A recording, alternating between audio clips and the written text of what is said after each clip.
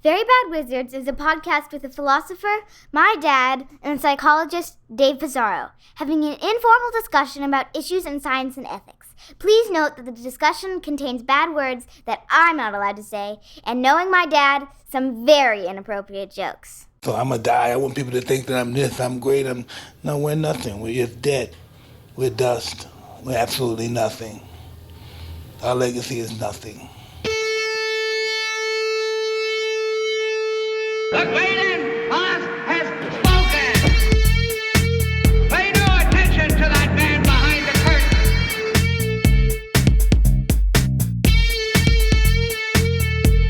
Who are you? Who are you? A very bad man. I'm a very good man. Good man. They think deep thoughts, and with no more brains than you have. Pay no attention to that man. Anybody can have a brain. You're a very bad man. I'm a very good man. Just a very bad wizard. Welcome to Very Bad Wizards. I'm Tamler Summers from the University of Houston. Dave, everyone I know on Twitter seems to be moving to Blue Sky. Isn't it just ageism to expect people like us to know how to do that? Start all over on some other app? Probably. Wait, do you have an account? I do, yeah. But it's just like, I don't know, like I haven't followed a lot of people. I don't think I have a lot of followers. I haven't gone there in a while, but... It is. You feel it that you do it. I know what you're saying. You feel it in your bones. Like the older you get, like the harder it is to change something. Yeah, like that. It's like, well, you did it for Twitter. It's like, yeah, but that was a long time ago. I don't remember how I did that. Totally. There are apparently these things where you can port over your, like, look at how many of your Twitter followers are on Blue Sky. I know. But then you just feel like, am I really going to do that? Am I going to Google how to, like, follow the same people on Blue Sky, like, and, like, go through all just to get on this other thing? I think that the kind of ugly truth for me is that one of the reasons I am on Twitter is for the ugliness. Yeah. It's not something I like to admit to myself because it does make me miserable, and I've substantially cut out lots of Twitter from my life. But when I go on, I do want to see just like shit talking. And there's like, I know you follow sports stuff. I follow some sports stuff and some rap stuff. And like, there's just, those people are on Blue Sky. Like on Blue Sky, I'll go to get like the new article alert. We just published it. And we're all center left. Yeah, right. Even some of the sports people that I follow have at least, I don't know if they're really going to do it, but like they say they're going to go to the other place. It's also creepy how everyone, and a little bit, I don't know, almost self-important to call it the other place. Yeah. Like you're going to get censored. Like Elon's going to censor your tweet if you say Blue Sky. Right. That's a pet peeve of mine. I think, by the way, we should call it Blueski. Like your Polish, exactly, like alcoholic friend. Yeah. They call him Blueski. All right. So today we are going to talk about Flannery O'Connor's short story. This is a first for us. We've never done a Flannery O'Connor short story called A Good Man is Hard to Find. Something our listeners have asked us. It might have even been a finalist for a Patreon listener selected episode. It might have been, yeah. So the closest we got was we did Burning, which was based on Flannery O'Connor's Burning. No, Faulkner's. Oh, it was? Oh, yeah, it was? That's... You have to edit that out unless you want to like actually mock me. You have to. I love that you said that kind of, you were a little like smugly a little bit, you know. Like, and we actually... Are they at least both Irish, or did I make your Deadwood error? Well, I don't think that's an error, by the way. I think those guys were Irish. So, but we'll never know. Yeah. We'll never. Anyway, so that's what we're going to do in the second segment. I think but you like that story, right? Yes, it's great. Yes, it's I'm great. Excited to talk about it. You and I haven't shared hardly anything about what we think of it. But first, David. In my 2018 book, Why Honor Matters, I argued famously against wearing bicycle helmets. Yes. And it was, a compelling, ultimately decisive argument. Like I won.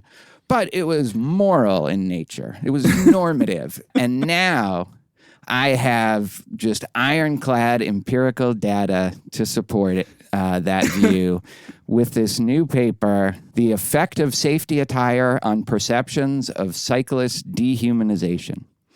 And it's by Mark Lim and Sarah Collyer. Yeah. Australians, I'm sure this has turned you over to the side of favoring. I now love Australia and all its people stand for. This was, I think, suggested. I forget where, but it might have been Reddit. There was a couple of listeners on email and Twitter that I saw. Maybe Reddit too. Yeah. So, I think because it's a perfect example of like measurement issues, like generalizability questions, a lot of the stuff that we've both been complaining about for the last 10, 12 years. But you're wrong. It is actually only because they know about your take on bicycle helmets, as you say. That's true. That is actually the main reason people. Maybe a little bit the dehumanization stuff, but mostly. Yeah. But I think it has all those issues of measurement, which we'll definitely talk about, generalizability, external validity, all that. But it's also just completely bonkers, this paper. It seems surreal. It's the sideways music, I think, of a psychology paper. Right. I was going to say, getting into real issues about measurement and validity is just going one step too far from what this paper deserves. No, that's right. You wouldn't even know where to begin to assess that. It is in, by the way, a journal that I've never heard of, but I love the title. Transportation Research, Part F. Psychology and Behavior. So I guess there's a transportation research journal that has at least A through F parts, and Part F is psychology and behavior. Nice. Maybe there's philosophy. What would the other things be? Sociology, physical science, engineering, poetry, dance. So this paper is trying to get to the bottom of why people hit cyclists so often. And it tests a hypothesis that when people see bicyclists wearing helmets, the impulse is to dehumanize the cyclist. That they predict, by the way, because because that's not even what they find, but yeah. Right. That's the prediction, right? Yeah. And I guess the implication is I'm trying to figure out just what the mechanism in their mind is, but you see a cyclist with a helmet and you dehumanize them, and that just makes you more apt to run them over. Yeah, or throw stuff at them. As they say, 15% of cyclists report that they've had some shit thrown at them. Well, one thing that's undeniably true is the true cyclist is one of the most annoying people, subgroups that we have. I don't know about in Europe. I would imagine they're a little more chill in Europe, but in America, that kind of cyclist who kind of rides in the middle of the road because they're I'm just like a car, even though it's a wide enough road that they could just move over. That don't mean they deserve to be hit by cars, but that is just something that might make people at least throw things at them. Like I said, I think this is there's some parts where I'm really not believing or understanding what I'm reading. And a lot of it is just in the setup, right? Yeah. So they're trying to define dehumanization, which is a big topic in itself, a great example of a concept or a construct that you definitely need a sense of what you're talking about here. So here's what they say. To dehumanize is to deny a person or group their full humanity. Not that substantive. But then, dehumanization involves the denial of higher order traits, including self-control, intelligence, rationality, morality, and or the denial of attributes of human nature such as complex emotions and individuality that differentiate humans from animals and inanimate objects. Okay, that gives a slightly better understanding of, what it might mean to dehumanize. But then, given that that's how they're describing dehumanization, that's the thing that we're doing to cyclists? We're denying them higher order traits such as self-control, intelligence, okay, but just keep that. The other thing they say, which I thought this is hilarious, dehumanization has been found to introduce a range of cognitive biases. that contribute to the propensity to commit violence and aggression. But I like that, when you dehumanize someone, like, you might commit the base rate fallacy. Right. What's really bad about dehumanization is that it leads to some cognitive biases. Yeah. Del Bosque et al., 2019, it's a big influence on this paper, have undertaken the first study that links dehumanization and aggressive driving behavior towards cyclists. While it had been previously determined that negative views about cyclists are related to more aggressive and dangerous driving, the link to dehumanization is an important finding that contributes to explanations of why some motorists commit this violent and aggressive behavior. If dehumanization is a key driver of motorists' aggression towards cyclists, it may be possible to reduce such aggression through approaches that attempt to rehumanize cyclists. I mean, this is insane. It's like we just need to rehumanize the dehumanized cyclists and everything will be fine. Lower traffic fatalities for cyclists by just like putting googly eyes on their vests in back so that people. I have complex feelings. Mitigate. There, no more base rate fallacy for you. I have theory of mind. But then I love this sentence. Little is currently known about why cyclists are considered less than fully human. This is just like, all of a sudden, it's already established that cyclists are considered less than fully human. So now we just need to figure out why, right? Yeah. However, Del Bosque et al. Have suggested that it may be due to cyclists being considered as others, partly based on their attire. I mean, this is so funny. It's so absurd.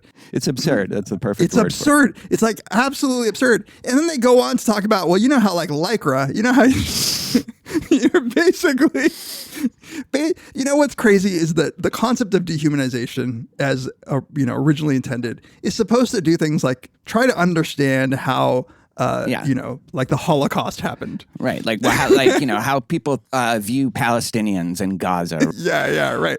That's right. And now we're talking about like cyclists' attire, and it's just like, this is not the same thing.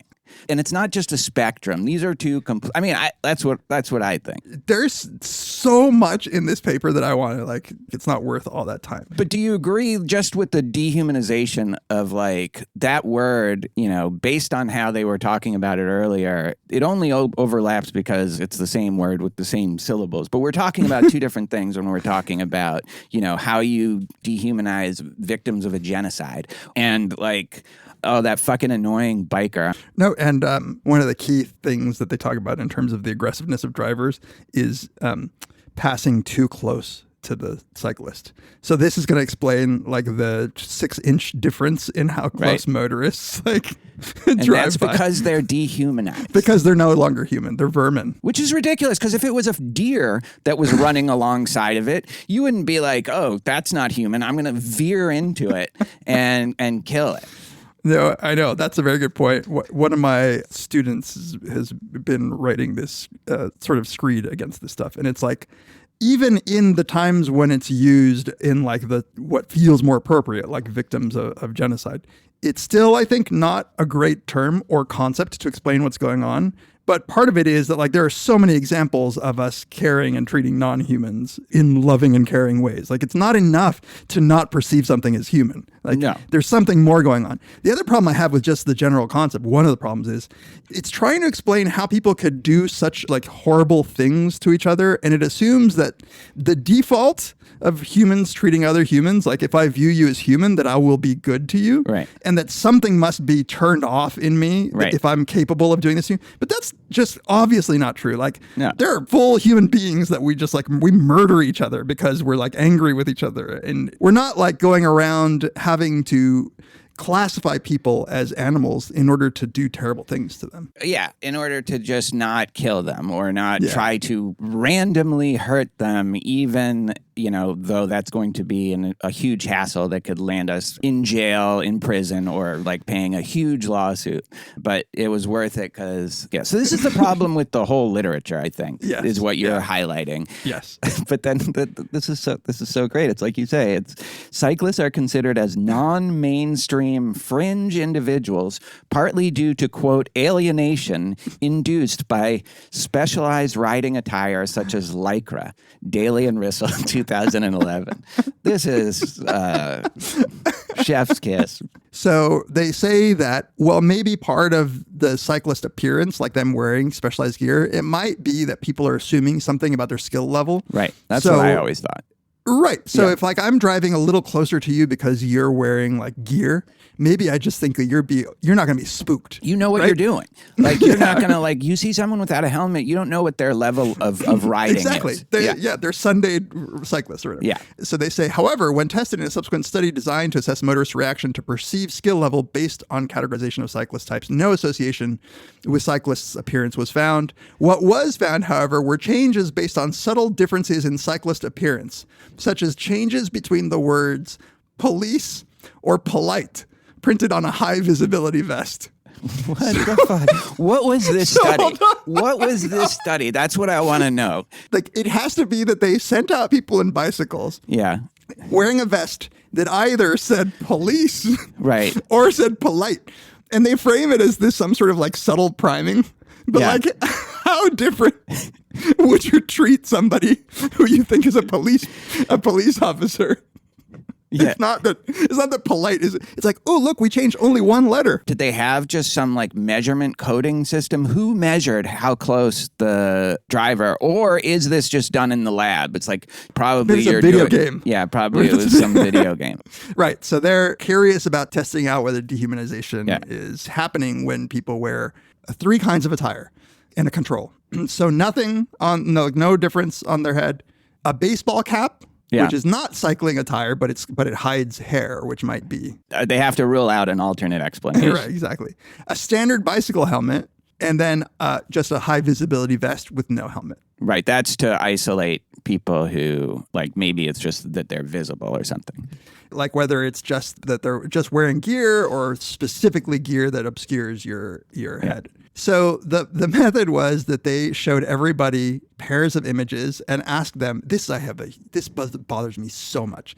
So two pictures side by side, one like a normal, like no special gear on, another one say with a cycling helmet on. And they're asked, which of these two is less human? So like they're forcing you to make some sort of judgment. Right. Like, what do you mean? Like they're both human. Like what the fuck are you talking about? Yeah. Like there's no option to just be like they're the same. There's just zero option to be. Also, there's just like, what are you talking? Like, if imagine being a participant in this study. Like, who seems less human? I mean, like, what do you mean by human? Like, I know, I can see them. They're people. They're Homo sapiens. Like, what are you talking about? Like, how? Like, it's just, it's a crazy question to ask somebody. Yeah, it's insane. So there's that task. So they're getting a bunch of pair ratings: male, female, vest, cap, nothing, or helmet. And by the way, the helmet doesn't like. All it covers is the hair. Like there's no, you can see their eyes and their face. Like it's like not even covering all of their hair. So it's not, but it turns them into an insect. So yeah, which brings me to the second measure of dehumanization. This is hilarious. Which is a variation on this very commonly used but terrible scale called the Ascent of Man scale that shows that like typical sort of like ape to human evolution steps, like 5 steps. Where like the penultimate one is like presumably some sort of, Neanderthal. Cro-Magnon or Neanderthal or like pre-Erectus kind of guy. But this version is the insectoid scale. And we gotta figure out a way to put this picture. Like on I'll try to make website. it the chapter art. Actually, Okay, that's so good. like it. Yeah, because at least the Descent of Man or the Ascent of Man scale, at least it's based on like whatever our views of evolution are. This one is, I texted you just the fucking Gregor Samsa, like the Kafka version, where on the very left is just like a cockroach. And then on the very right is like a normal human. Ideal upright man. And then in between is just some sort of body horror, like what? Yeah, like The Fly, the movie The Fly. Yeah. And also like Chef a little Gold. like a kind of looks like a kangaroo too. Totally. Kangaroo with cricket legs. With cricket legs.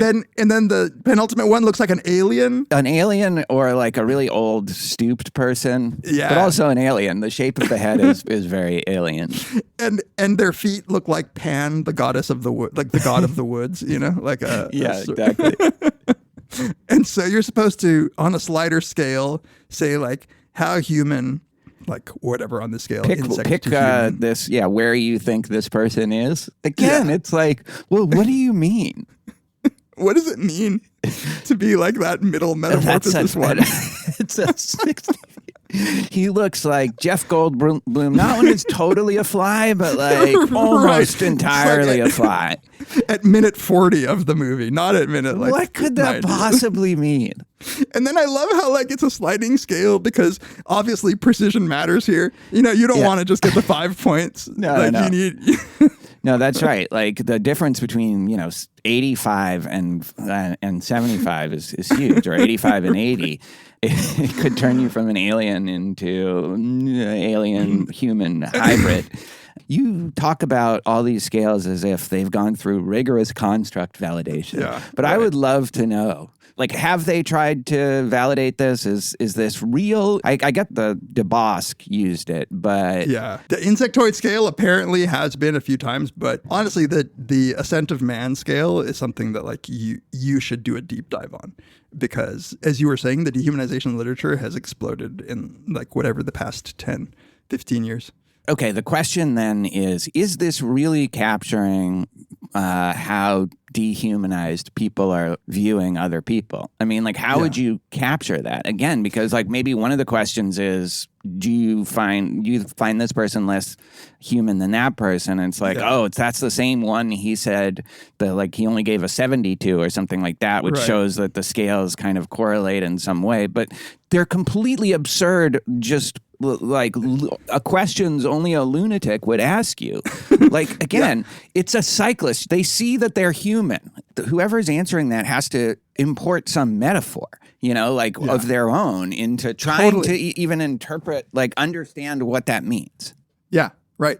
They might have completely different metaphors for, like, in their mind, because it's literally, like, it's a nonsensical question. And that's why they like these Ascent of Man scales, because they can then say, like, okay, if I say you're a little less, rational, then that's kind of dehumanizing, which is just like, well, why? Why not just say they're a little less rational? But then they're like, but when we use this, like, Ascent of Man scale, then if you circle like fucking, ape boy, then like you are actually believing that they're not human beings. And it's like, what am I supposed to do?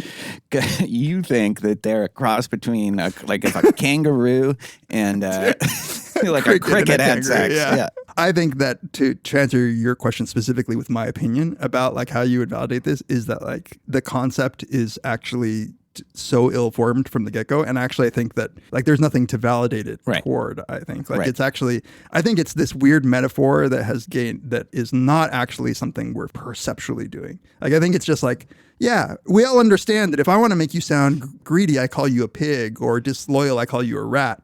And if you're calling that dehumanization, do you also say, if I say like, well, Tamler has a gruff exterior, but he's a puppy at heart, are you like, wow, stop dehumanizing Tamler? Because that's the same thing. And like, if you're trying to validate some scale based on a concept of dehumanization that can't tell apart like such a basic difference, then what are you doing? Like this? That's right. There's nothing to validate it against. Certainly not in this context, right? No. Like, And like you said, these are well-lit photos where you see their eyes. Like they're like, they're just staring right at you. They're like obviously just straightforward white Australian people. Like there's not even a hint at like making them look nefarious to other Australians. Right. Like these are like, So like a lot of these just absolutely ridiculous, just nonsensical studies, then they always have like, okay, the image comparison component of the survey was analyzed using a Bradley Terry probability model. And then he also said, we also attempted to reproduce some of the associations between aggressive driving behavior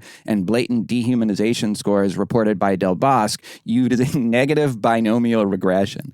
Complex math can't save you here. And then the main finding that they were trying to test the hypothesis that, okay, if I obscure parts of your head or face, maybe I'm less likely to humanize you because the face is such a strong cue of being human or whatever. They don't even find that. They actually find that the most dehumanized by their measure are people wearing a vest. Did you see this? No. That's the strongest result. The men and the women wearing those day glow vests were actually the most That's right. I dehumanized. did see it. Yeah. Okay. So let's read this because it's also funny, the whole thing, and it has exactly what you're talking about. Our study found support for the hypothesis that people wearing bicycle helmets are perceived as less human compared to people without helmets. However, it did not support suggestions that dehumanization of cyclists is due to helmets obscuring hair and facial features. The current study found whilst obscuring a similar amount of hair and facial features, cyclists wearing caps were perceived as more human than those wearing helmets. Conversely, cyclists without helmets but wearing high visibility vests were more likely to be perceived as less human compared to all other attire types tested. There it is. You're right. If this doesn't argue about how a poor, like non-valid, like measure of a construct this is, then I don't know what does. You know, there are people who try to do these validity studies, but like you need to take into account if you're doing some sort of analysis of whether a construct is tapping into a measure is tapping into this construct. The fact that these judgments of paired cyclists, where you say human or not human, actually you got the result that vests make them seem less human. Contrary to everything that the dehumanization literature predicts that you thought going into it, that like are cues by, then what all it can possibly say is that this is clearly not a measure of what you think it is. Or it could say, our hypothesis that helmets, it was supported, but not as much as vests were, is, well, like that's another thing we have to tell cyclists not to wear, you know, like we thought it was just the helmets, but it's actually the vests. I love, it says, these limitations, maybe like what you're talking about, should be kept in mind when considering the policy implications of this study. It's just the idea that this would have policy implications. Yeah, dear Congressperson, I know you're reading this. And then, of course, the use of brain imaging methods may be of value here. Should the dehumanization of cyclists I missed that. That's be awesome. the result of implicit biases that are difficult to identify using traditional forms of... It's just all the hits. That's so funny. It feels like a hoax. Cyclists maybe should power pose before they cycle. Further research will determine. If this were an undergrad honors thesis, I would be upset. You can't graduate. Oh, by the way, included in that picture set, just as a sort of exploratory thing, they tossed in a couple of stock photos of cyclists wearing Lycra. Yeah. And the helmets and the sunglasses. And those, by far, get the worst ratings. But just because he kind of looks like a douche, I think. Yeah, totally. He does. Yeah. He looks like Dutch. Like he's just about to insult you. The Lycra blue, these guys also at the bottom. That's what they are less than human. So they're wearing the wraparound sunglasses. You know that they're lecturing motorists for all they spend at least 20% of their day, and they lecture me. Not anymore. This doesn't happen anymore, but they used to, about not wearing a helmet. Have you ever had something thrown at you as a cyclist? No. I've found people have been overall pretty nice. I mean, there have been there was one time where someone actually almost hit me or opened their door right as I was coming, but they were so apologetic. You know, nobody's trying to do this. That's not what's going on here. And maybe shit is just bad in Australia. Yeah. You know, I'm not gonna. Like I said before, it's not worth making nuanced methodological complaints about this, given the absurdity of it. But, you want to toss in a control group where they're just wearing something weird. Yeah. Right. You would just want something that people don't normally wear, just to see if it's just they're wearing something I don't see all the time. Yeah. And, this may seem nitpicky, but I don't know if the Bradley Terry probability model was appropriate. It's very confusingly reported, by the way, too. Did you see these, column that they have a figure of a whole bunch of these 3-digit numbers, which are number of respondents who chose one versus the other. I've never seen data reported this way. It's just it's just a bunch of these 3-digit numbers, and you're supposed to interpret it somehow. Yeah. It's like you said, one of these things where if you toss enough sort of numbers our way, we're still going to realize. It just mystifies it. It's right, but it can't mystify this. It can mystify a lot. And I guess it mystified the journal editors. But part F, psychology and behavior, and they need to shape up. Estimate of worth parameters, like just so ridiculous. Well, sorry. Hopefully they don't hear this, Mark Lim and Sarah Collyer. Yeah, sorry. But if you do, I like you as a person. I don't dehumanize you at all. No, as long as you're not one of those douchey bikers, cyclists. Even if you're wearing a safety vest. Yeah. Oh, maybe the safety vest people are dehumanized because those are like the stuff that cons wear on the side of the road. Oh, maybe. Yeah. There you go. I there just it saved is. them. Yeah. Or it reminds them of like hall monitors, like back in elementary Those schools. vermin. Yeah. They should all die. Yeah. Kill them all. Run them down. All right. Speaking of killing, we'll be right back to talk about A Good Man is Hard to Find.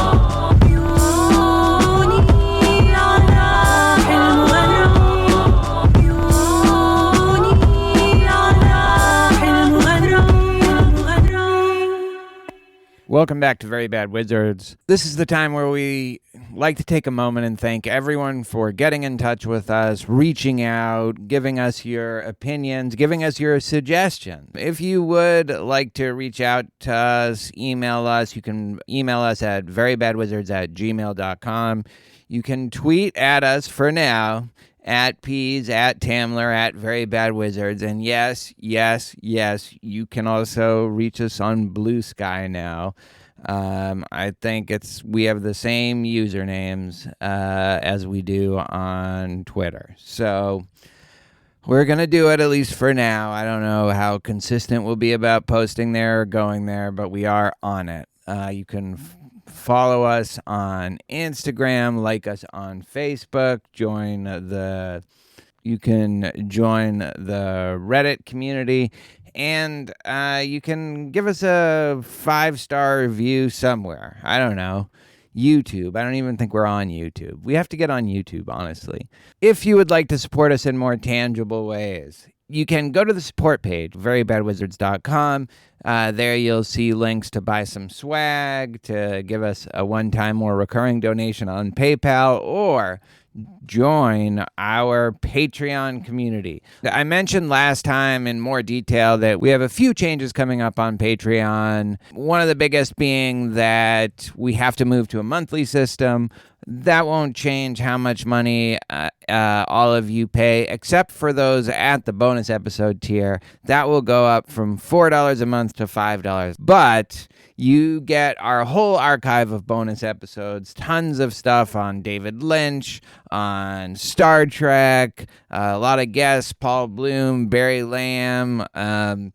You get Overton Windows with me and Bob Wright, and of course, The Ambulators, which is nearing its completion. We have just recorded and just released the episode on the Deadwood movie, which was a very pleasant surprise for both of us upon rewatch. Then at the $5 and up per episode tier, you can vote on the listener selected episode. So everybody gets to offer suggestions, which we love and which feed us really throughout the entire year. And then we are going to narrow it down, David and me, to 5 or 6 finalists. And then we will let people at that level vote on the episode topic. Always fun, always good episodes. I think the last time was the denial of death, so who knows what it'll be this time. Also at the $5 and up tier, you get the Brothers Karamazov series, our 5-part deep dive into Dostoevsky's The Brothers Karamazov. And of course, at the $10 and up per episode tier, you can ask us a question every month, and we will answer it for all of you in video form, and for all of our bonus episode tier listeners in audio form. Those are always a lot of fun. I look forward to it every month. So thank you so much for all your support. We depend on it more than ever. We appreciate it. We love the interaction. Let's get to Flannery O'Connor. All right, let's get to a discussion of Flannery O'Connor's A Good Man is Hard to Find. This was the first and title story in a collection of short stories by that same title. She is a writer I don't know too much about. Like, I have read this story before because it was recommended to me by a lot of people. I think I've read maybe one or two other short stories by her, and that's it. And I don't remember which ones. So we're really coming in here as fresh newbies, unless you have past experience with her. Secretly? Yeah. Yeah, I thought I did, but it was actually just with William Faulkner. Oh, right. That's right. We know what your connection with Flannery O'Connor is. I was raised by immigrants. Did you know she was a woman until yesterday? Not the first time I heard like her name. For sure, I didn't. Yeah, but I've known for a while. So she was born in 1925, died only 39 years later of lupus, which her father also had. So I think she kind of knew it was coming. You know, she's maybe the preeminent writer in that kind of Southern Gothic style, certainly at the time she was writing. So people who are experts on Flannery O'Connor, I apologize, but for me, like, this is just, as you were saying, driven by reader interest. And I read it and I was like, oh, fuck, this is awesome. So this story is her most well-known work. And I'll just say briefly, maybe without a spoiler, and then we'll get into our thoughts on it. But it's a story of a family of 6 in Georgia who decide to go on a road trip, a vacation to Florida, much to the objection of the grandmother, who is the central character of the story. They take a slight detour and shit just goes south from there. So you had read it before. I had never read it before. What were your thoughts? Do you remember what your thoughts were the first time you read it? My thoughts were it was a great story. There were certain things I remembered very strongly, like the character of the grandmother and the fact that she just won't stop talking throughout the whole story, to the point where the other characters, and especially her son and his wife, are like complete. It's like they barely exist. The wife especially. Yeah, she doesn't get a name. I mean, and she really doesn't do anything in the entire story.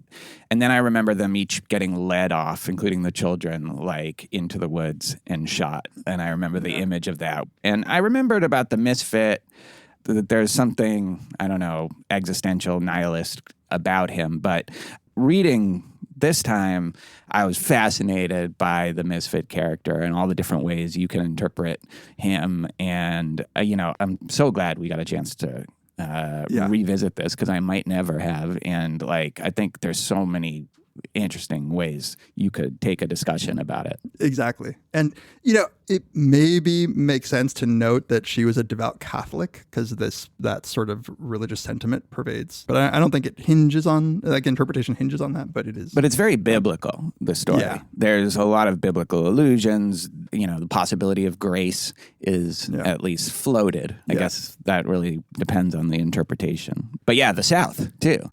And its contradictions. Yeah, what were your general impressions? I read it once, I liked it. I read it twice, I loved it. Yeah. And it was just it is to me Cormac McCarthy-ish. In just these characters that are both human but mythical but grounded. One of the other things I really liked about it was the grandmother, even though I'm not from the South and from the 50s, I know ladies like that. Yes. I just know people, everything she said. And I feel especially when I was growing up, there were a lot of women like that. Yeah. They would just talk and talk, and there was a kind of cheerfulness to them, but also it was you want them at some point to shut the fuck up, Yeah. Very concerned with appearances. Yep. Very sort of talking up like the quality of their upbringing and their upbringing, their family, and the way that all these things have declined in contemporary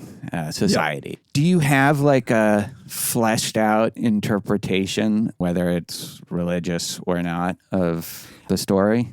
Yeah. I don't think so. But like part of my eagerness to even record today was like I just needed to talk through this story. I have some broad notions, given what I know about her Catholicism, about culpability and original sin that seem to like really be a theme, like especially when the misfit is like, we don't even know what we're being punished for. Yeah.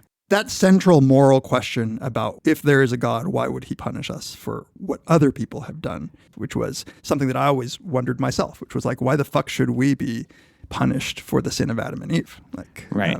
But it's not even clear to me that the misfit doesn't deserve it. So that's why.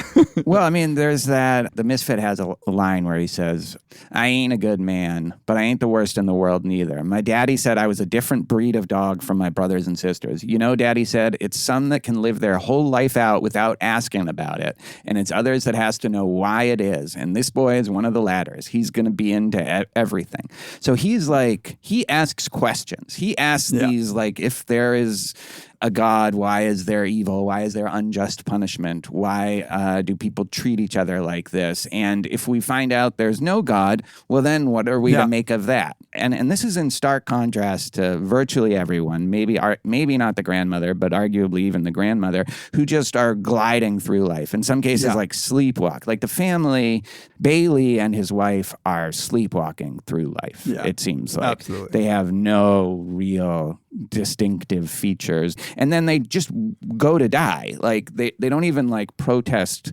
dying. Certainly not the mother, but the misfit is asking these questions. Before I wanted to make sure you give me if you have a general take. Yeah. So I think this could switch, even over the course of this discussion. But I think it's kind of undeniable that it's the grandmother's fault that everybody is killed. Every step of the way. Every step of the way she does something, and sometimes it's bad, like lying, if you're a Catholic, right?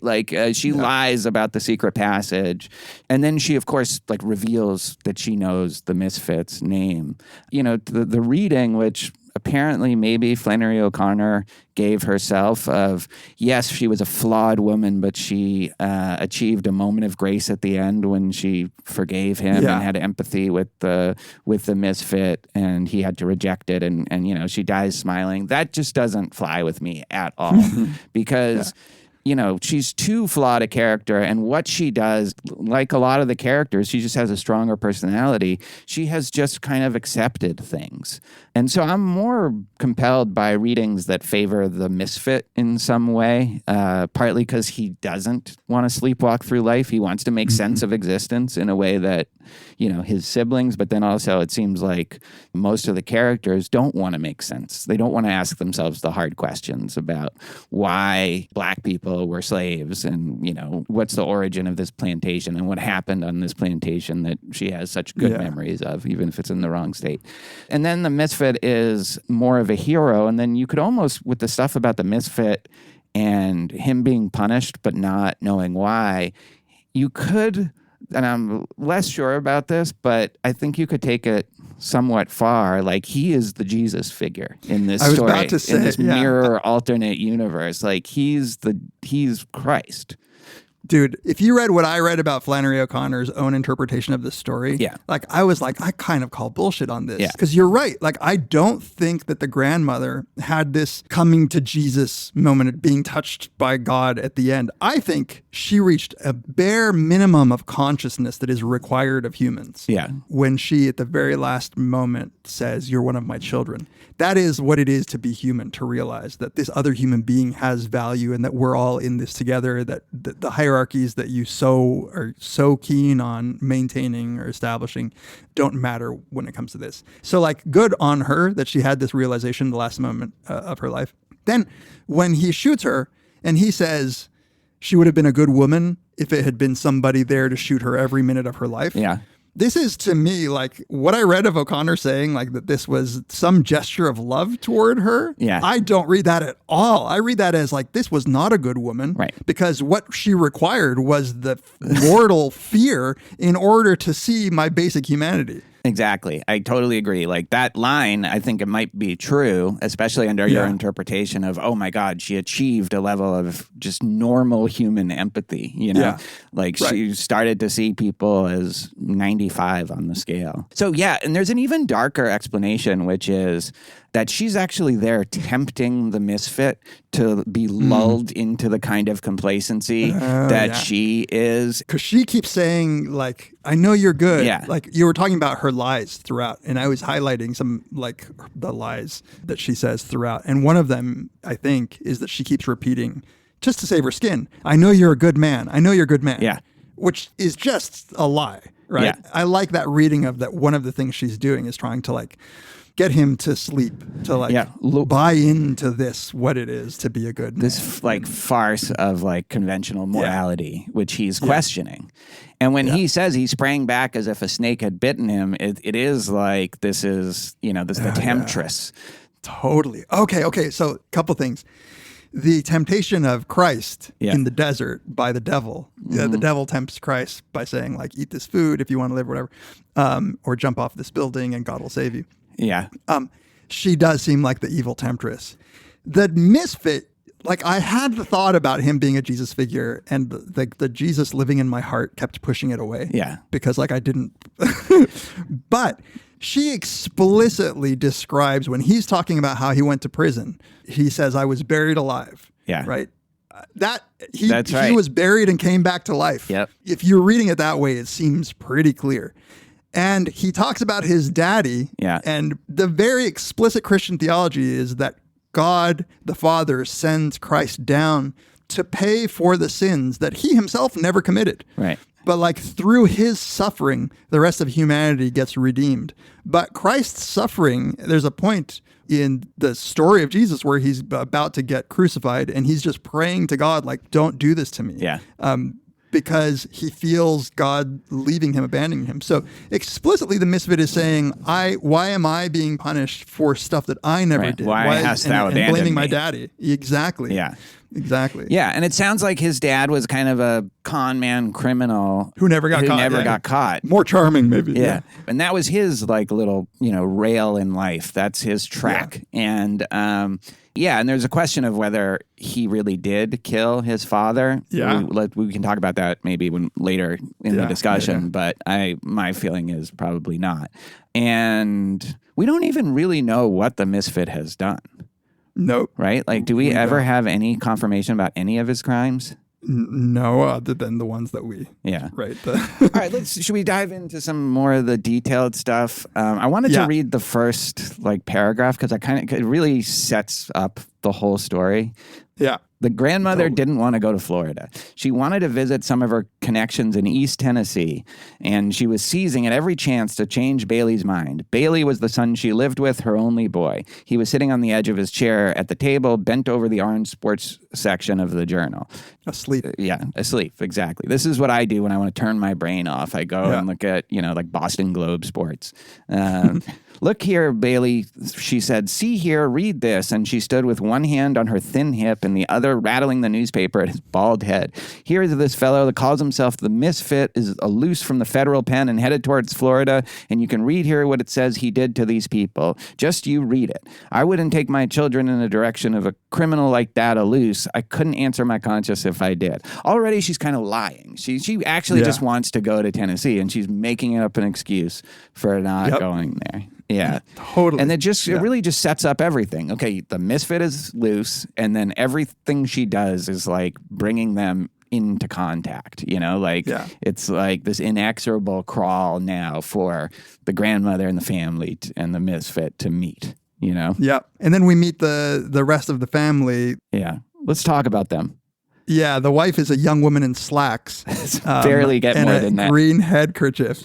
Yeah. And, obviously this is written in the third person, but it is written more from the perspective, I feel, of the grandmother. Entirely, yeah. I mean, I guess they're all in it, but we only get the grandmother's thoughts, I think. Thoughts, exactly, yeah.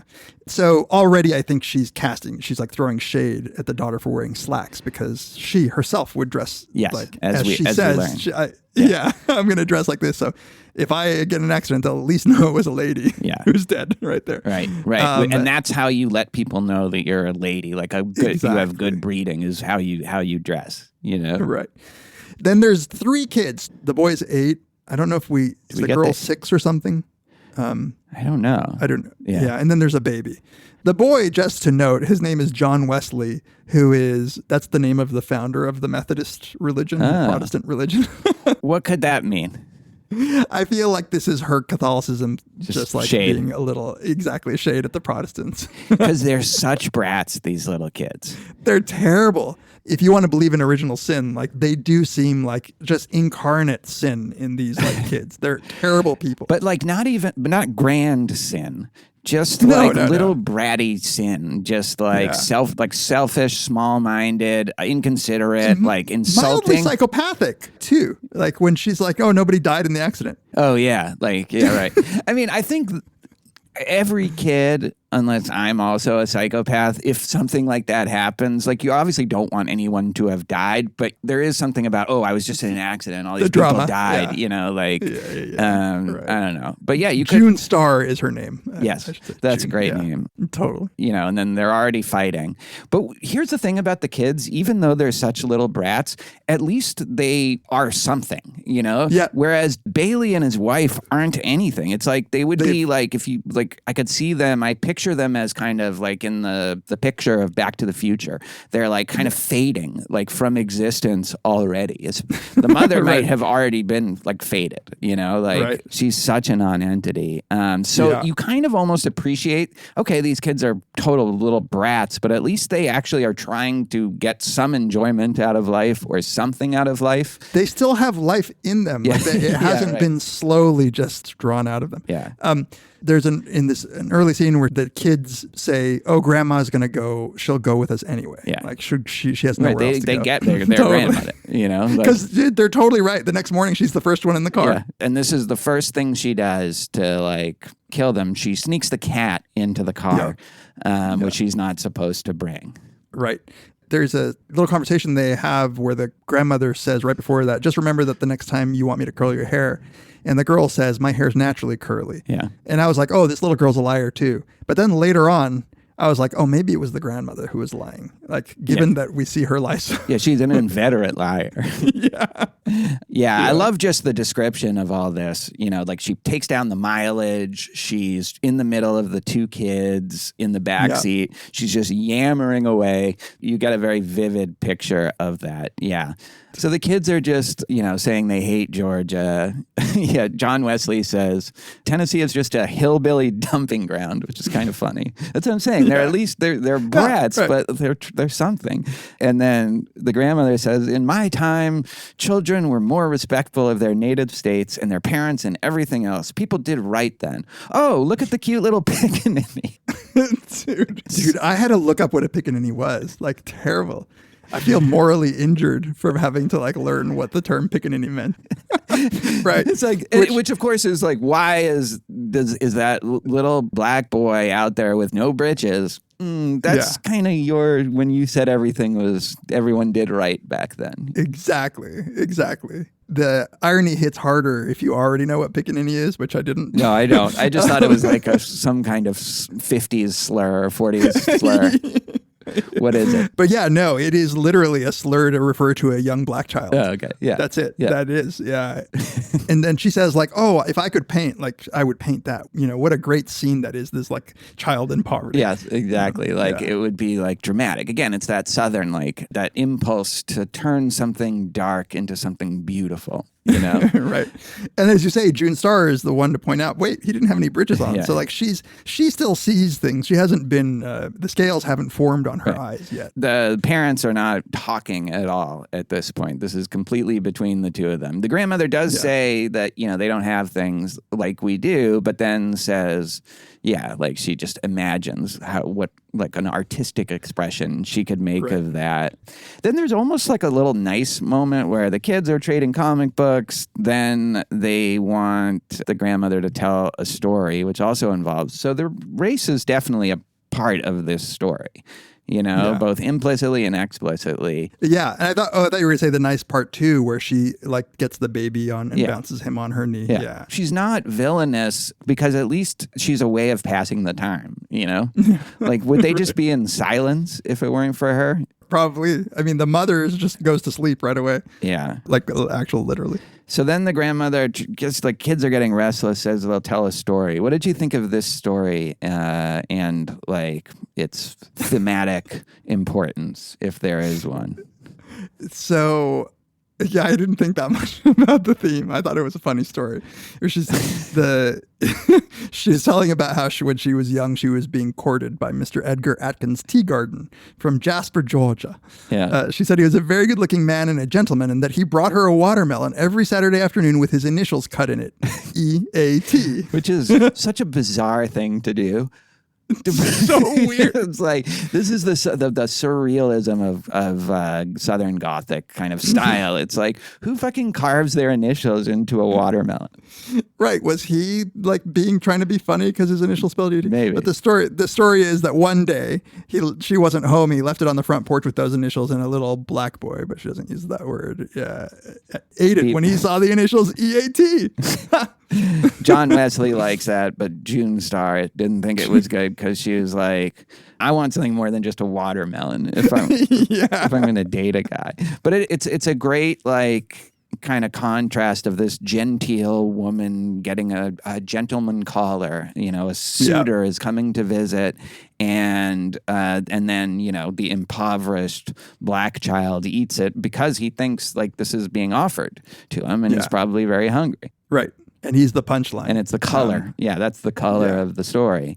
No, it says something about like this whole view. Like this is a criticism of the culture of the South. Like this is, and it's biting. Yeah, it's biting in the sense of like you yearn for a time where like the deep injustice and sin was happening. It's the romanticizing, and it's a failure to take into account like the other human beings in a way that I think she's guilty of.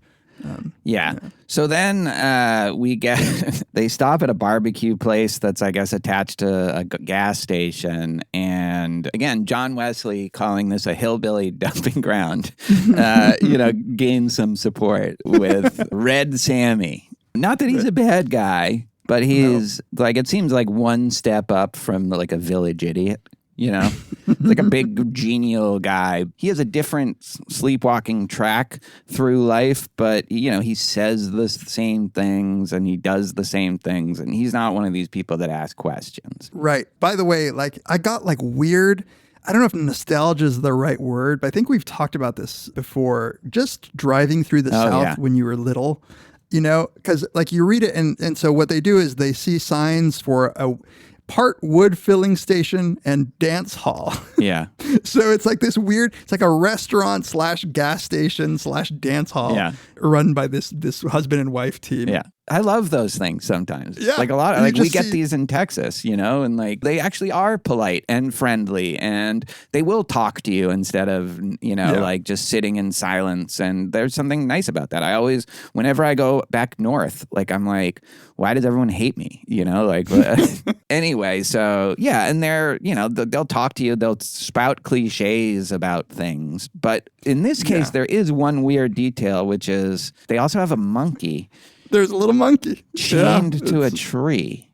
Yeah. A chinaberry tree. Why do they have a monkey chained to a chinaberry tree, and how is it? I don't know what a chinaberry tree is, but yeah, a gray monkey about a foot high chained to a chinaberry tree. That's a Southern Gothic touch again. Like if you're talking about like qualities, it's some absurdist shit. I don't know if it was supposed to be like a callback to slavery or like the enslavement of racist. The animal. Well, but it does seem like an allusion there. Yeah, I did come across one thing who says it's an allusion to the devil. I guess the monkey and the devil have been associated. He is in a tree. Yeah, that's right. Yeah. And I love that monkey sprang back into the tree and got on the highest limb as soon as he saw the children jump out of the car and run toward him. Because you just know that monkey has been like fucked with by kids so much. Like the devil is no match for John Wesley and June, what's her name? Star. June Star. Yeah. So I just like this scene, you know, like, because again, like there's something nice about it at first, something nostalgic, like you say, that they're putting money in the jukebox and then the little girl starts to tap dance and the grandmother's happy and like these people are friendly. And then like the wife says, ain't she cute? Would you like to come be my little girl? And June Star says, no, I certainly wouldn't. I wouldn't live in a broken down place like this for $1 million.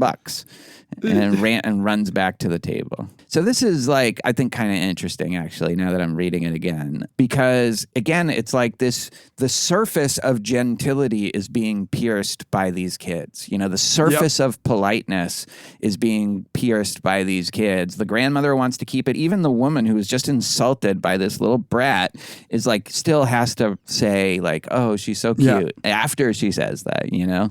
Totally. So it's this breakdown of the superficial aspects of like a moral society, I guess. Absolutely. The kids will continue being honest through the end of the story. Yeah, and maybe in some ways they're like a debased version of the Misfit that way, is they're not going to pretend, you know, like everybody else is. They're going to say what they think. And maybe that's why they make the Misfit nervous even, you know? Yeah, right.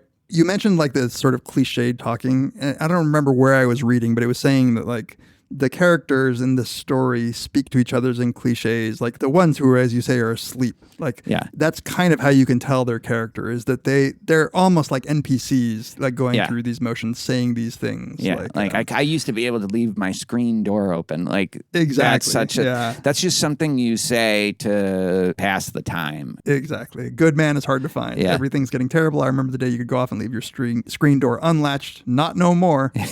And they both agree. I like that the old lady said it was Europe was entirely to blame for the way things are now. I guess that places it post World War II, but maybe not.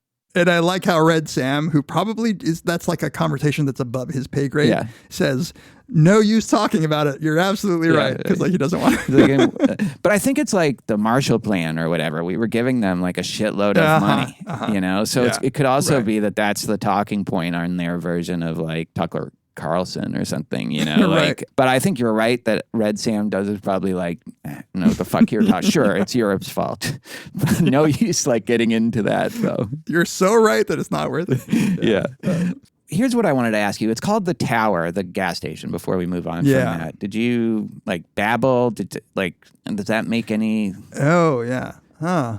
I hadn't even thought about that. I mean, it's full of biblical allusions and the way they're talking to each other, it's like, they're understanding each other, but also not. Maybe. I don't know. Right. Yeah. Oh, interesting. So, okay. They leave there. She's like taking naps and then waking up because of her snoring, which is very funny. That's like what I'll do when I'm like sitting up and sleeping, if that ever happens.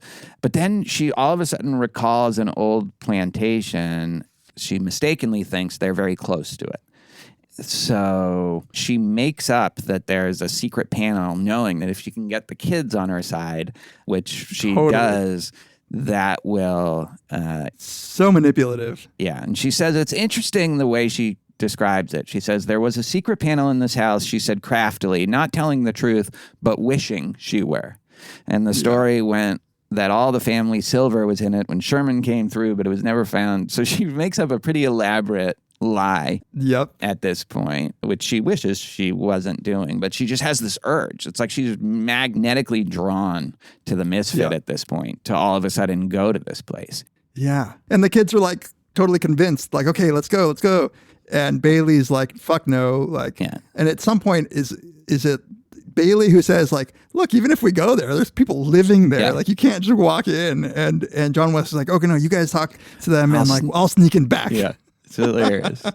I love just the description of like the way they convince him too. They just like physically abuse them. They kick the back seat. Yeah. They hang over the like mom and just whine in the ear. It's a great example of how kids can just beat you down. Their will is just completely defeated from these kids. Yeah. And they don't have a strong will to begin with. So it's not that hard. Yeah. Yeah. If you get the grandmother and the kids, forget it. There is another sort of sad piece of foreshadowing where finally Bailey gives in and says, all right, but get this. This is the only time we're going to stop for anything like this. This is the one and only time. True. It's like, yep. You're not lying. Yeah. And they have to turn back, which I think is also kind of interesting. It's like they kind of went past it and then were immediately drawn back into this collision that they're going to have. I like how you say that she was drawn to the Misfit somehow, because I hadn't really thought. Yeah. I was like, well, why? Like, what is this? Like, what is she doing? What's going on? Like, is this just an error? But all of these little decisions that are being made are leading directly to an encounter. Bringing the inevitable. cat, talking about a plantation earlier, remembering this plantation, but forgetting that it was in Tennessee and not Georgia. So the father's beaten down. The mother, we don't even know what we presume maybe she finds this annoying, but she can't even muster up any kind of objection or anything. And so they're going down this road, and then all of a sudden when the grandmother realizes, holy shit, and it's like this horrible thought, the embarrassment of that leads her to throw the cat forward. The cat grabs on the neck of the father, and they have an accident. Yeah. Yeah. Right. In a gulch off the side of the road. They flip apparently once. Nobody's hurt, it is said, except for the wife had a cut down her face and a broken shoulder. Right. But you don't hear a peep of complaint from her out of that. Live, die, injured, not injured. It's really kind of amazing. Like all the things. She lied about the plantation. She snuck the cat into the car. She misremembered about the plantation and then gets embarrassed by that. And she's like over-determining them, like meeting them. So you could look at it as like almost like, this is her sin or whatever is there. But I wasn't thinking of it until we started talking of it. It's like they're drawn to each other too, maybe by some other force. I don't know. And it's interesting because she is initially opposed to going to Florida because she wants to avoid the Misfit. Right. But even like once she's become aware of the Misfit, it's like everything is like she didn't even fight it too much. She was first person in the car, ready to go. Right, yeah. And probably happy about it because she is she has a kind of disposition of like, if we're going, I'm at least gonna, I'm gonna tell some stories. I'm gonna look outside. I'm gonna, which again is why. Like normally she might be an almost villainous character, but you're grateful for just the life and animation she brings to the story. Yeah. And then it's a good description of the accident, I think. There's a kind of excitement to it. There's a kind of, like, what the fuck that just happened? There's always something like the fact that he has to pull the cat. The cat is hanging on his neck. And the baby's screaming. She had a broken shoulder, like you said. I didn't even notice that. Like, I swear to God, I did not notice that. It's just because it's just like a detail that doesn't matter. And then totally like it cut, like blood running down her face. But what do you make of? We've had an accident. The children screamed in a frenzy of delight. You mentioned the other thing where they're almost disappointed, but like, nobody's killed. Gene Starr said with disappointment. To which I wrote, "Don't worry." Yes, you won't be disappointed much longer. Yeah, I didn't know what to make of it. Like, it's consistent with the brattiness of them, but it's also just like consistent with their kind of innocence. They don't realize what death is and that they could have died. This was like a brief roller coaster. They flipped over once, not twice, like Grandma says. Yeah, she even has to lie and exaggerate about still that. Still lie, yeah. That's exactly right. Yeah. I also think it's like, well, something's happening, Oh my God, by the way, that reminds me, Jesus does talk about the devil as the father of all lies. So there's another. She's the devil, the misfit's Jesus, done. Next story. And Jesus wins. and Jesus wins.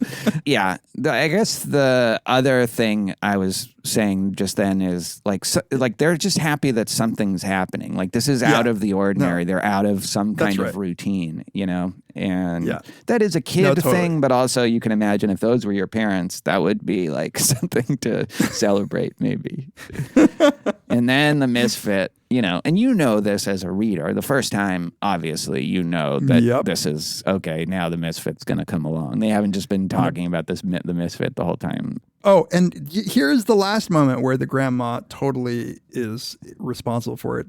As they're on the side of the road, the grandmother stood up and waved both arms dramatically to attract the attention of the car. Yeah, that's not even the last one. That's like the second to last one. That's right. Second to last one. Yeah. Because there's absolutely a chance that the Misfit might have let them go. Just the biggest fuck up. Yep. Yeah. You know you don't fucked up. And it was a big black battered hearse-like automobile with the three guys in it. Yeah. I love that. I noticed that she exaggerated it, but it's just, again, her pattern of lying is to just say how, like, if something just so, like, who cares how many times he stood over. But she's like the kids. It's like more interesting. It's like a better story if they turned over 2 times. But then, I don't know how you picture these other guys, but they just seem like... Just like yokels. Yeah, like Southern trash, kind of, the way they're described. Yeah. And kind of, maybe like moronic, like in some technical sense. Oh, before that, when they get out of the car, it says that the grandmother had the peculiar feeling that the bespectacled man was someone she knew, which makes sense given that she had just been looking at his face in the paper. But it says his face was as familiar to her as if she had known him her whole life. Yeah. But she could not recall who he was, which is, again, there's something deeper here between these two. This is Jesus. I've known Jesus. He's always here, even if you don't notice him, his love. And he's described as someone he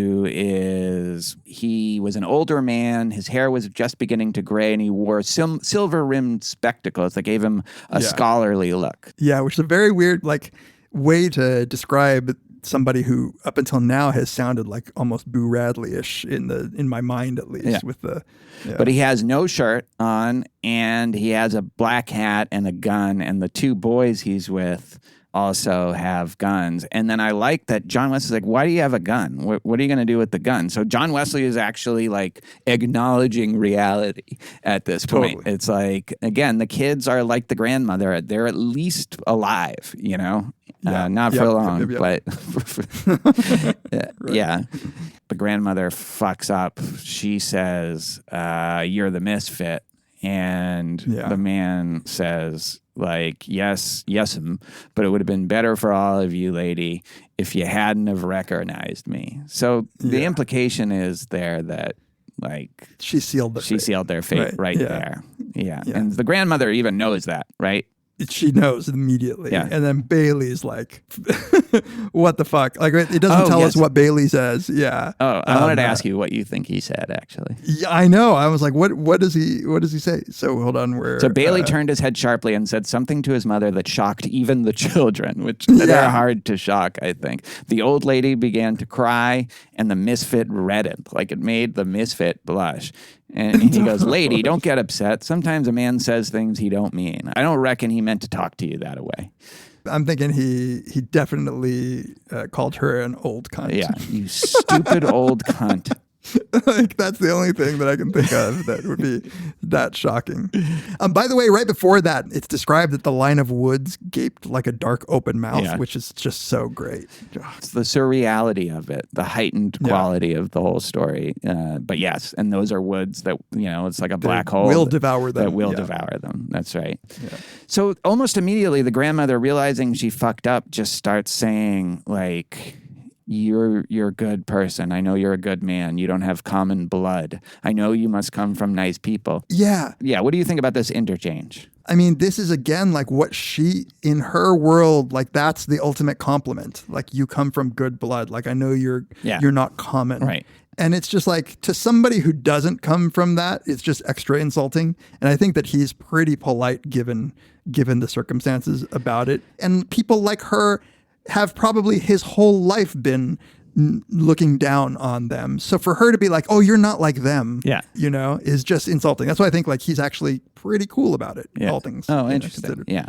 I mean, she's saying that, but when she says, I know you're a good man, we think he's a murderer, right? We don't know the circumstances, but we think, at least in her mind, he's a murderer. He was in the federal pen. Yeah. He was. Yeah. So, it just sounds like another lie. I know absolutely. You're a good I have man. it highlighted with my, I color-coded the lies. Yes. And this was one of the lies. This is not her coming to, like at the end where she says like, oh, you're one of my children. This is blatant lying to try to get out of the situation. Yes. But then he says, like, finest people in the world, God never made a finer woman than my mother. My daddy's heart was pure gold. He says, you get the sense that his dad was a bit of a criminal, but he got away with it. Yeah, so it's like, is he lying?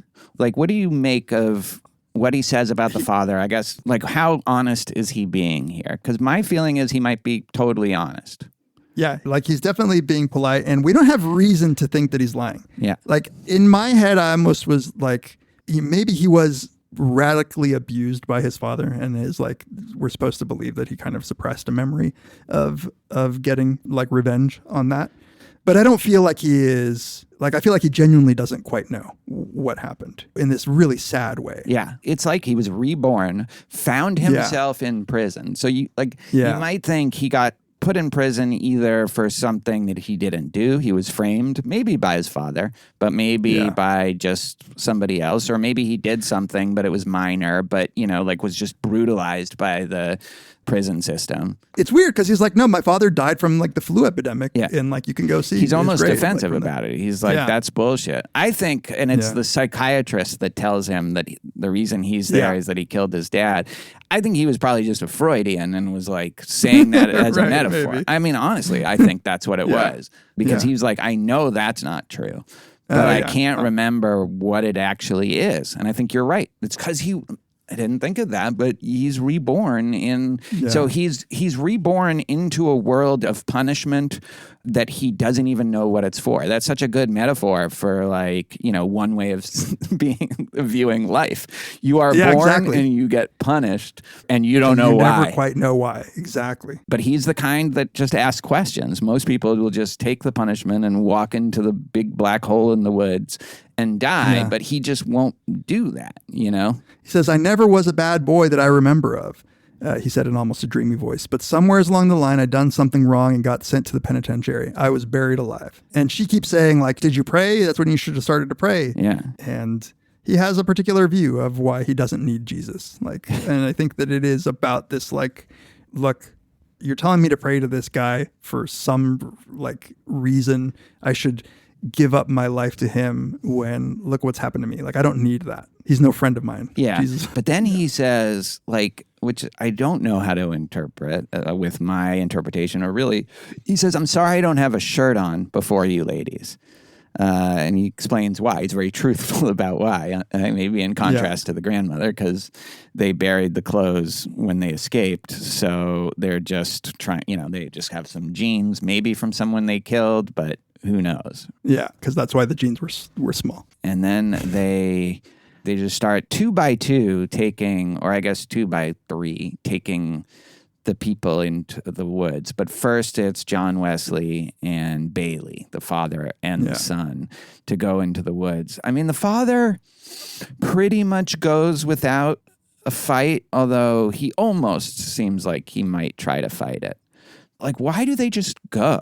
They just give themselves up like this to these 2 guys, I guess, out of just, they can't resist.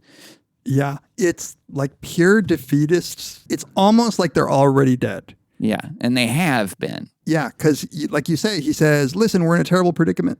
Nobody realizes what this is. That's what Bailey's saying. And I wasn't sure whether he's talking to the rest of the family, saying, like, you guys don't realize that we're all going to die right now, or whether he was trying to make an appeal to the Misfit and his gang. But he lies. He says, I'll be back in a minute, Mama. Wait on me. Yeah. Like, again, that's what you should say in this kind of situation. I love, this is a great touch, that he's wearing a shirt, like you can picture the shirt with just a bunch of parrots on it. and like, yellow. It's just funny that because they're going to Florida. It seems like something a guy might wear in Florida, but then also, like, he's a parrot. He just repeats things that people have said to him, Yeah, I never even thought about that. Totally. Yeah. So they take them into the woods, and then the grandmother keeps saying, like, you're a good man. I know you can find it in you to be a good man. I think she is trying to reach him in some way. Yep. Nobody else is talking. Like, nobody else has said a damn word to the Misfits. Yep. The mother hasn't said anything. The kids sort of insult the henchmen. Yeah. So then there's 2 pistol shots, and she says, Bailey boy. And then the Misfit, like, this is him being a psychopath serial killer, just talking about how he was a gospel singer. He's been in the armed service, like knowing that this woman just had her son and grandson just shot. And again, the mother is not doing anything. He said he's been an undertaker. He's been in the railroads, plowed Mother Earth, been in a tornado, seen a man burnt alive. This is very McCormack McCarthy. I mean, obviously that's anachronistic, but like, and I even seen a woman flogged. And he looks over at the mother and the girl when he says that. And the grandmother keeps telling him to pray at this point. Yeah. And then the line that you were talking about, that he says, I forget what I done when he was in the penitentiary. Turn to the right, it was a wall. Turn to the left, it was a wall. Look up, it was a ceiling. Look down, it was a floor. I forget what I done, lady. I sat there trying to remember what it was I done, and I ain't recalled it to this day. Yeah. Once in a while, I would think it was coming to me, but it never come. And that's, to me, like, that's the human condition of suffering, where you're just like, what did I do to deserve this? Like, you almost get the sense that you might deserve it, right? But like, not like this.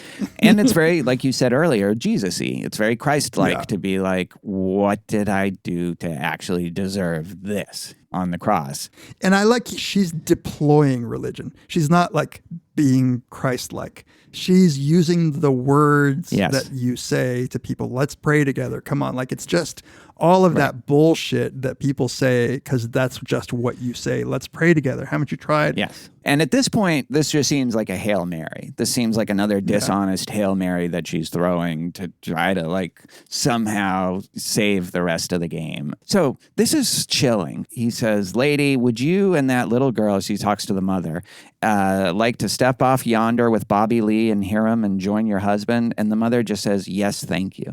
So she's just like consigning her 2 remaining children to death right there. Yeah. You know, her shoulder's broken. She's it's true. Bloody faced. She's carrying her child. She knows that her husband and her son have just been killed. Yeah. It's like, do I want to stay here? And she says, thank you. Like, at least June Starr insults the like, it just reminds me bratty of to the end, you know? Totally. She's the heroine of the story. By the way, Bobby Lee, Robert E. Lee. Oh, yeah. And Hiram is a biblical character, but I don't think it has anything to do with it. Yeah, these are the 2 kind of idiot, I guess, cellmates or something. I don't know. He may be, right? Yeah. So before that, when they came back, Bobby Lee was dragging a yellow shirt with bright blue parrots on it. Throw me that shirt, Bobby Lee, the Misfit said. The shirt came flying at him and landed on his shoulder, and he put it on. The grandmother couldn't name what the shirt reminded her of, which was also a chilling thing to me. Like, it's chilling to put on the husband's shirt in front of them, but yeah. But that she couldn't remember. Is she gone crazy? She's like breaking right now. Right. Like, I thought at first when I read it, I kind of glossed over that. Like, she, like, it reminded her of some movie she saw or something like that. But no, like, she can't even remember that was her son's shirt. That was Bailey's shirt. Yeah. Jesus Christ. Yeah. It's pretty dark. And then you get this, you know, this is, I think, you know, why there's a lot of English PhD theses written about that, when he says, Jesus shown everything off balance. It was the same case with him as with me. He hadn't committed any crime that they could prove. I had committed one because they had the papers on me. Of course, they never shown me my papers. That's why I signed myself now, which I didn't quite get. Like, maybe he was doing X's before. Were these confession papers? Yeah. That's what I think it must be. And now he signs his name and not just an X? Is that why I signed myself now? I don't know. Maybe, or they like said that they wrote up his confession, but they never showed it to him. Yeah. But like, since he never saw them, he couldn't sign them. So now he insists on. Oh, maybe he did actually reading, like an e-signature, maybe. he didn't have Adobe Acrobat Reader installed. Now I use Duo authorization for all my important documents. You get a signature, and you keep a copy of it. Then you'll know what you've done, and you can hold up the crime to the punishment and see, do they match? And in the end, you'll have something to prove you ain't been treated right. I call myself the Misfit because I can't make what I done wrong fit all of what I've gone through in punishment. And he doesn't even know what he did wrong, right? Yeah. He doesn't know what he did wrong. And he figures he must have done something wrong, but it can't have been wrong enough to justify what was done to him in punishment. Yeah, so then he goes back to Jesus threw everything off balance. Was the only one that raised the dead. He shouldn't have done it. He's shown everything off balance. He did what he said, then it's nothing for you but to throw away everything and follow him. And if he didn't, then it's nothing to you but enjoy the few minutes you got left the best way you can by killing somebody or burning down his house or doing some other meanness to him. No pleasure but meanness, he said, and his voice had become almost a snarl. Yeah. So what do you make of this? Because it's actually pretty complicated to figure out like what he's saying here. This is right after the kids have been all killed, all three of them now. Like everybody's dead except the grandmother. Except grandma. And she keeps telling him to pray and pray and pray. Yeah. So Jesus shown everything off balance. Like he hadn't committed any crime that they could prove, right? So he's saying he and I both share this thing. Like he didn't commit any crime and neither could I. And he got punished for it. And so did I. But Jesus raised the dead, right? And Jesus rose from the dead. And that shows maybe that this doesn't have to be happening. If Jesus could have raised the dead, if God has the power to like undo Jesus' own death and like the punishment that he went through, and if Jesus had the power to like raise other people from the dead, but yet all we've experienced is the inevitability of death and like the being punished without seeing any reason and never, living this short ass life and like suffering like throughout. Yeah. Then like Jesus fucked it up by showing us that he could do that has just shown me that God is fucked up. Like, cause he only did it for him. Yeah. Yeah. Okay. That's interesting. I like that. I wasn't there, so I can't say he didn't raise the dead or not. But if I had been there, then I would have known. And then he says, if I had been there, I would have known and I wouldn't be like I am now. So the idea, I guess, is that if he could have seen it, right, then he could have just thrown everything away and followed him. But because he wasn't there, like he can't know. He can't know that this happened. Yeah. He's unwilling to take a leap of faith. Yeah, he's unwilling to take a leap of faith. And then he does the thing of decide, well, then you just like kill everybody, which is always the inference that seems like, like we've talked about this. We've talked about this before. It's like, well, why do you want to burn down somebody's house and kill them and do meanness to them, But I think it's almost like a revolt. Like it's his revolt against this bullshit world where you suffer and you don't know what you did to deserve it, And I don't think he even gets pleasure in it. It is like almost like a principled rebellion, Yeah. Maybe when we get to the very end, that's what I think might change in him, that he might at least have thought that he was getting some pleasure out of it, but then he realizes at the end that actually there's no pleasure even in that. Yeah. A couple things. One is if Jesus did what he did, then you should just follow him. Like, right? That's like one of the parables of Jesus and the rich man is when the rich man says, "What can I do to get to heaven?" And he says, "Sell all your belongings and follow me." So like it's like sort of a direct like reference to what you're supposed to do. If you really believe, that's what you do. And honestly, the grandmother clearly doesn't really believe, or she would have given her life truly to Jesus. Then the other thing that I thought was an allusion was when he says, if I had been there and seen it, maybe my life would be different, which is just very much like the story of Thomas, the doubting Thomas, who didn't have the faith enough to believe without actually seeing. He was like, I want to see your Jesus, show me your hands so that I can know. And Jesus says, you believe because you saw, blessed are those who have not seen and yet believed. And like, that's supposed to be the faith that it takes to follow God. Yeah.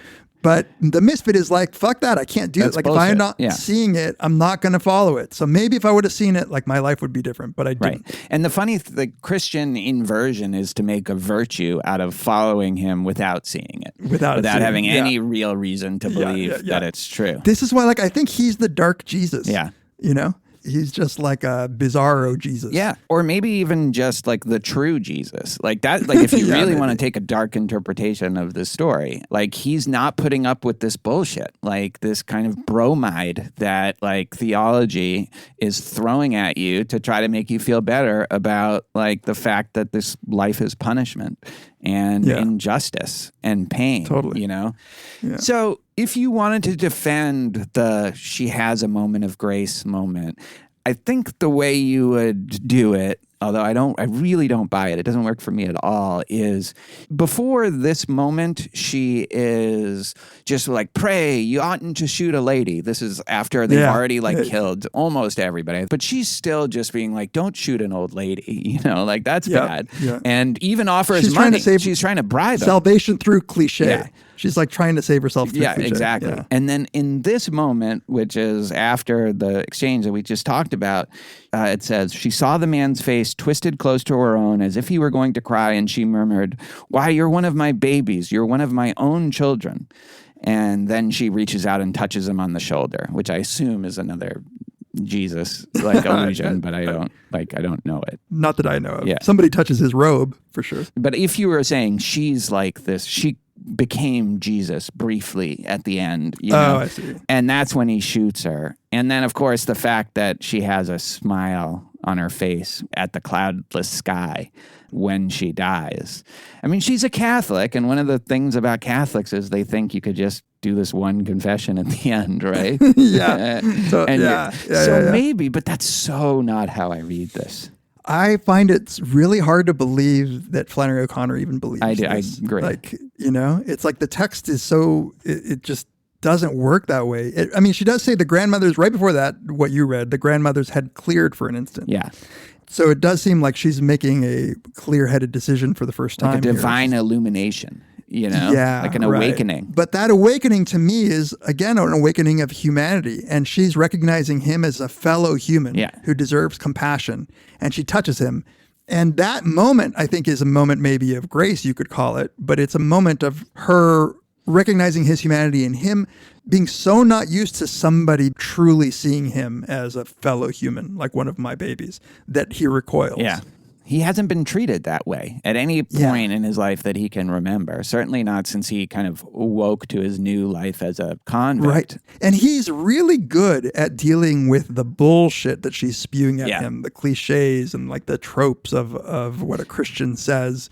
But the moment that I think he realizes this is a genuine thing that she's expressing, that scares him. Yeah. Yeah. It's like connection. Yeah. It's undeniably, I think, like he is being tempted here. And maybe it's a bizarro kind of, kind of temptation but he, like the snake, is this undeniable thing of like, this is a temptation that he is rejecting.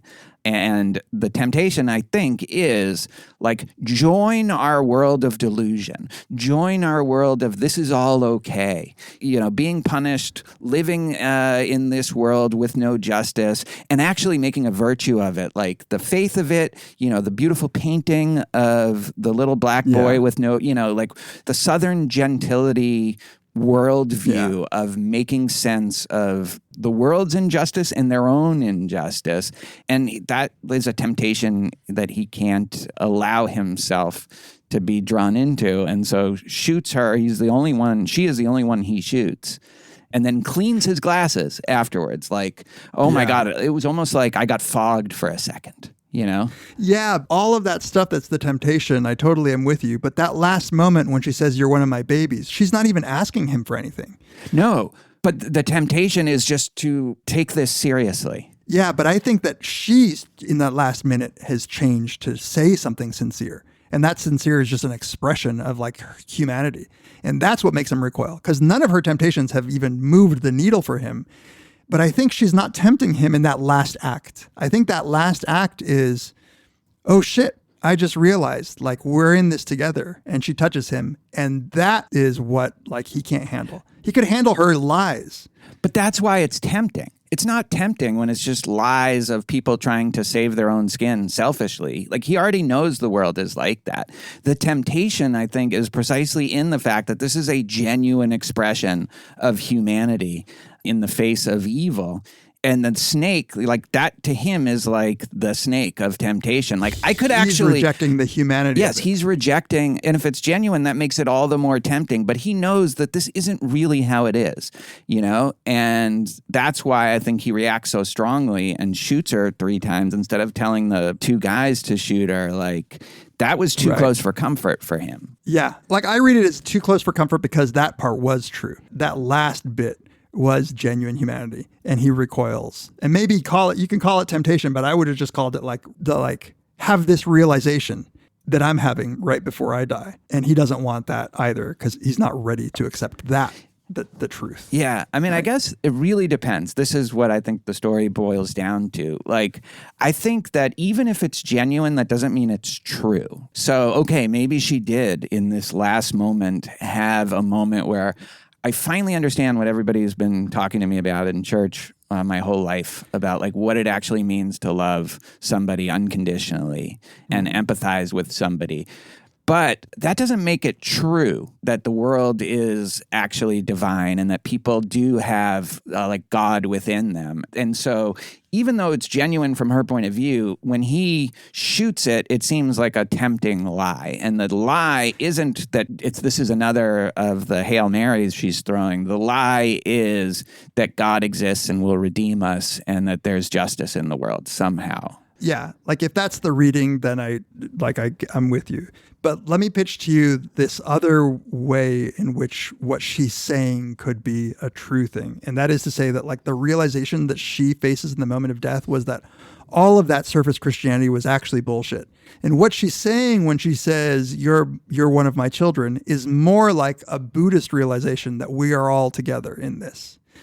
That's like the most genuine human sentiment that she has ever had that is over and above the Christian indoctrination and tropes and the whatever. Theology. In this moment, the scales fell from her eyes and she was like, oh, maybe if only like we had actually had this realization our whole lives, like you're one of me, you are part of me. Yeah. Like that kind of realization. So I don't think we're disagreeing, except maybe and I didn't think I would be the one to be defending Christianity. But I think there is an interpretation that especially some Catholics have about Jesus's love where it is very Buddhist. Yeah. And maybe it's not Catholics. Maybe this is but there's this idea that it is all just love of others and that all this other stuff is bullshit that gets corrupted by imperfect sinners, but there is this actual illumination because, like a lot of Buddhist and other like Eastern forms of meditation and like discourse will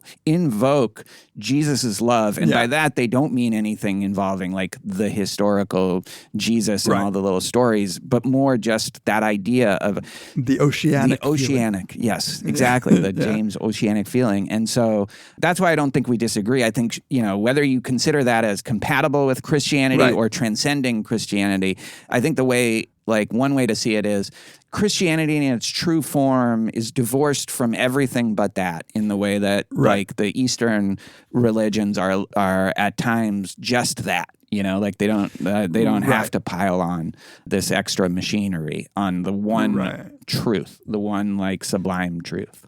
Yeah, that makes sense. Like as I read the text and knowing Flannery O'Connor probably is into like some sort of deep Christian truth, like I find it easy to read this as being like, oh, in the end, she understood the true nature of what love is in this Christian sense, and that she, in her writing of it, wants to tell us that it's that made him recoil. It wasn't the other stuff. It was that because that's like a hard thing to accept. Like that somebody else could truly love you like that. Right. He thought it was such a hard thing to all accept. Hypocrisy and bullshit. And here he gets a genuine glimpse. Yeah. So that's the optimistic reading. But I think in some ways it's like what he says.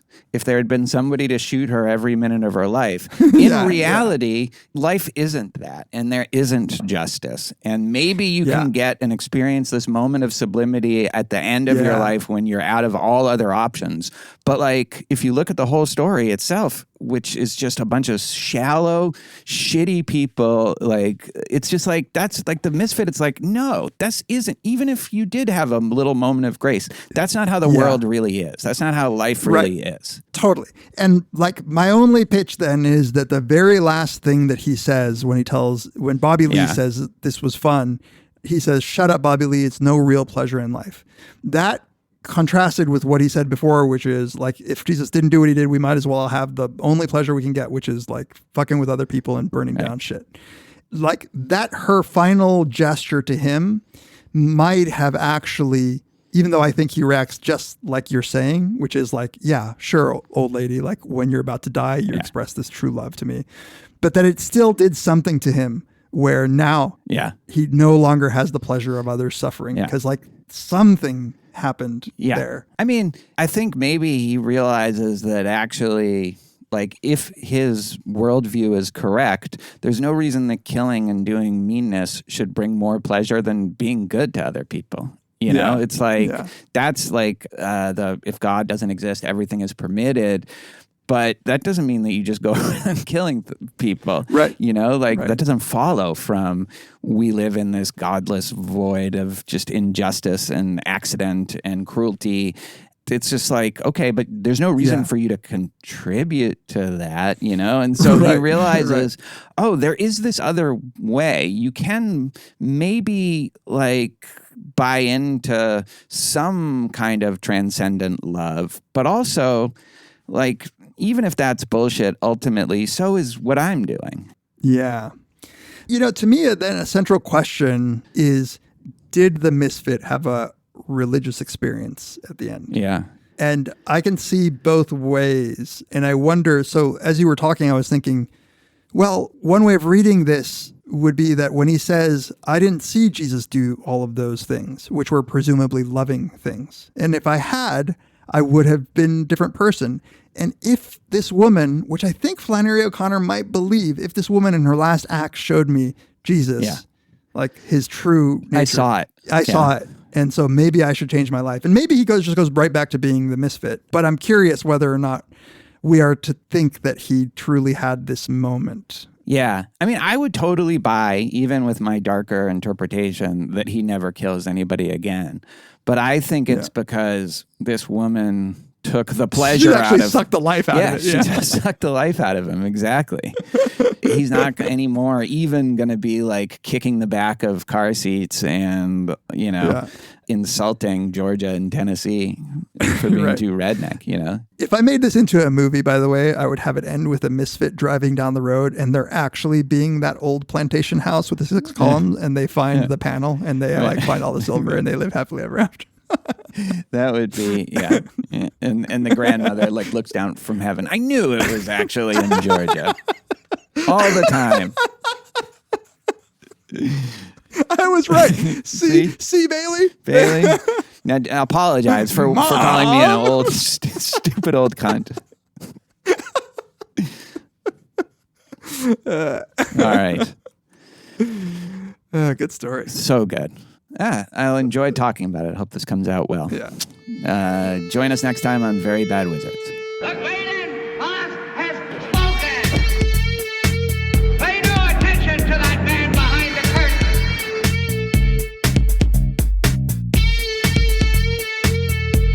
Who are you?